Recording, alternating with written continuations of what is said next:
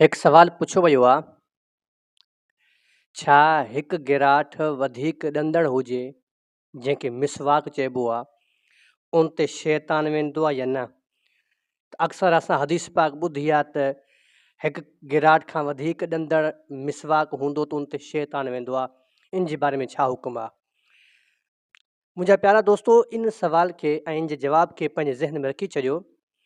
अक्सर अवामुन्नास ऐं अक्सर हुफ़ाज़ ऐं आलिम दीन जेके सिर्फ़ु उर्दू जूं किताबा पढ़ी करे शरई मसइला ऐं वाइज़ तबलीग तक़रीर कंदा नी।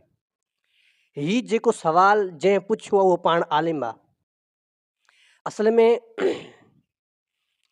मसइलो इहो आहे, नबी पाक जी का बि हदीस ईअं न आहे, कुतुब सिहा जे अंदरि दुनिया जी कंहिं बि हदीस जी किताब में ईअं न आहे लिखियलु जो हिकु गिराठ खां वधीक ॾंदड़ हूंदो त उन ते शैतान वेंदो आहे।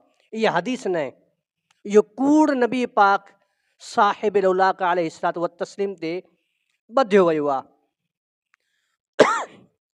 लेकिन हा, इहो शरी मसइलो आहे, कुतुब फ़िक़्ह जे अंदरि इहा शइ लिखियलु आहे।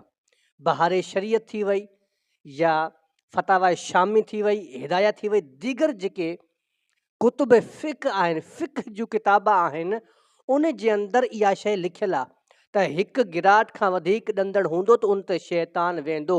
लेकिन इहा हदीस पाक न आहे। कोई बि इहो मसइलो ॿुधाए ॾंदड़ जे बारे में त पोइ फ़िक़्ह जो मसइलो ॿुधाए, लेकिन हदीस तरफ़ इहा शइ मनसूब न करे।